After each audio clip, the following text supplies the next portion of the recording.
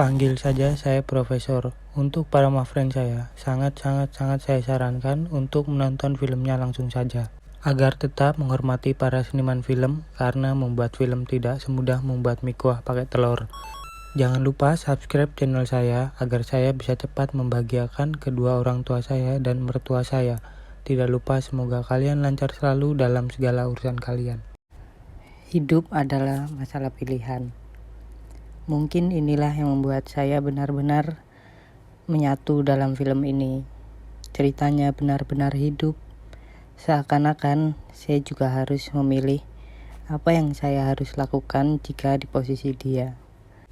Dan ketika kita memilih untuk melakukan kebohongan ataupun sesuatu yang melanggar hukum atau nurani kita sebagai manusia, perbuatan itu akan selalu menghantui kita sampai kapanpun.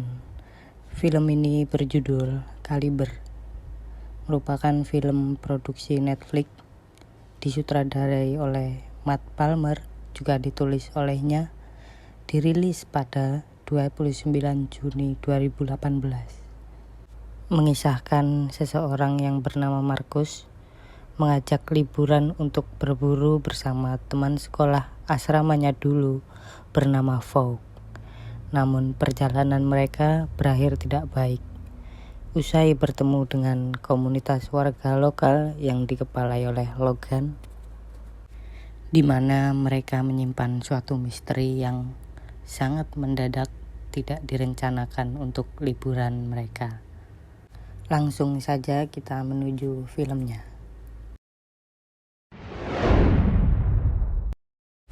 Cerita ini bermula dari Markus yang mengajak Fogg untuk berburu. Pada saat itu, tunangan dari Fogg sebenarnya tidak setuju karena dia juga sedang hamil. Pada akhirnya tetap mengizinkan karena Fogg yang sudah terlanjur janji dengan Markus. Jadi Fogg tidak enak rasanya kalau harus membatalkan janjinya dengan Markus. Tak lama setelah itu, yang ternyata Markus sudah menunggu di luar rumah dan mereka pun berangkat untuk berburu. Sesampainya di sana, mereka langsung mencari penginapan yang akan menjadikan tempatnya untuk beristirahat. Ketika sudah membereskan pakaiannya di penginapan, mereka mencari klub untuk minum chill dulu aja. Soalnya emang itu enak banget friend cuacanya. Pada saat di klub, Fogg ditawari untuk menggunakan guide pada saat berburu esok yang bernama Logan. Akan tetapi, Markus menolak karena ayahnya mengenal yang namanya Lord Griffin dan sudah izin padanya. Ini mungkin pemimpin kampung apa gimana gitu ya friend, karena dalam film ini tidak diberitahu. Pada saat mereka sedang minum asik, didatangi oleh dua wanita dan Fogg diberitahu salah satu wanita itu bahwa Fogg dan Markus datang di hari yang tepat karena esok akan ada acara minum-minum yang lebih besar. Tak lama dari itu, Markus diberitahu salah satu pengunjung bar yang mengatakan untuk kebaikannya lebih baik jauhi dua wanita itu. Sebelumnya, Fogg juga diberitahu Logan untuk memberitahu Markus agar bisa menjaga sikapnya. Sepulang dari klub, Markus dengan teman wanitanya pamit untuk menikmati malam dan kalian akan tahu terusannya ya friend. Dan Fogg dengan teman wanitanya ketika ingin dicium, Fogg memberitahu bahwa dia sudah punya tunangan yang juga sedang hamil.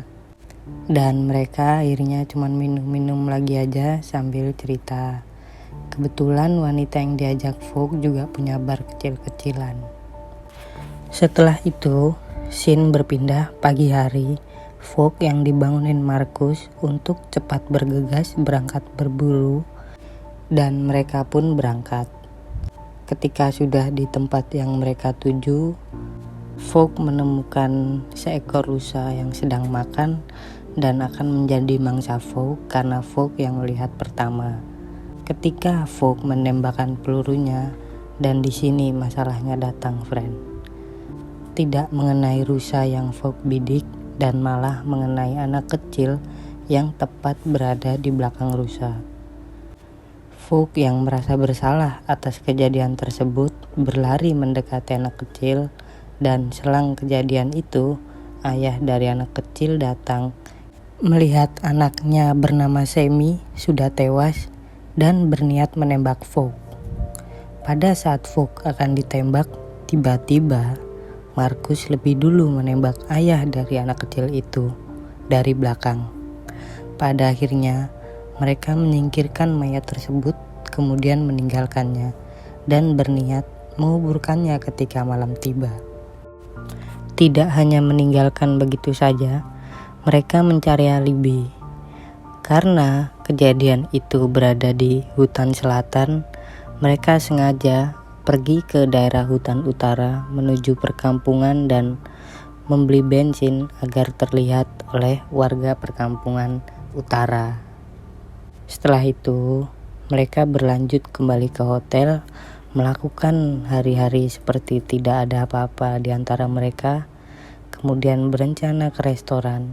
Sesampainya di sana, mereka bertemu Logan yang juga sedang makan dengan seorang temannya.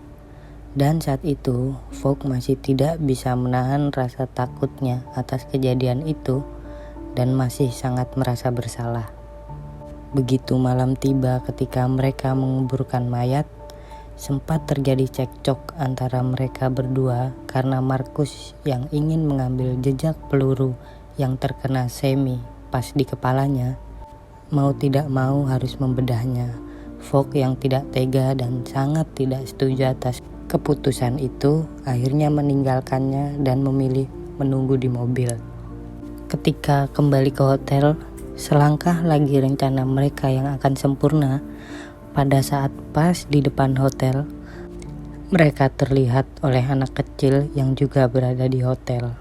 Mereka juga berencana untuk langsung pergi setelah subuhan, yang malah mereka baru terbangun ketika siang hari gara-gara Marcus yang frustasi make sabu karena tidak bisa tidur.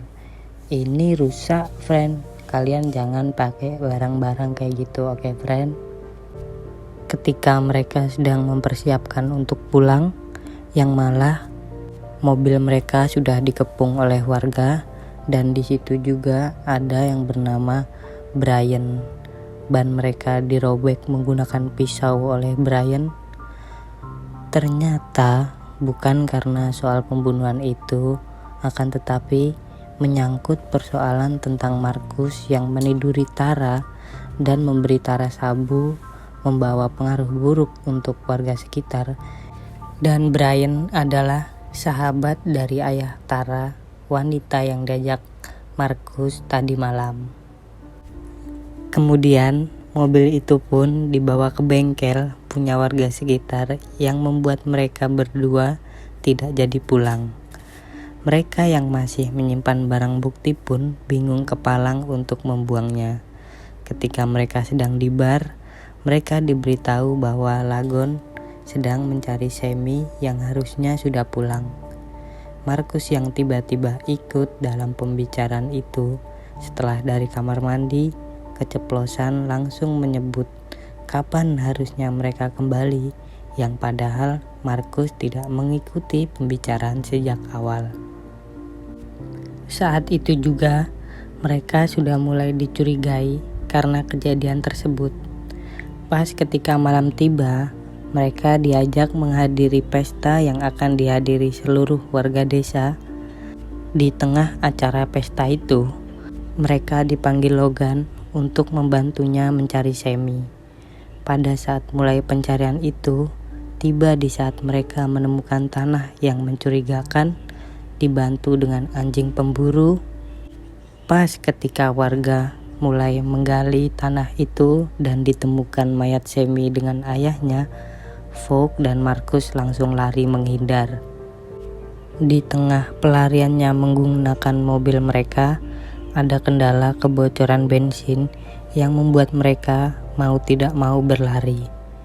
Tak lama dari pengejaran itu, Fogg tertembak dan tidak kuat.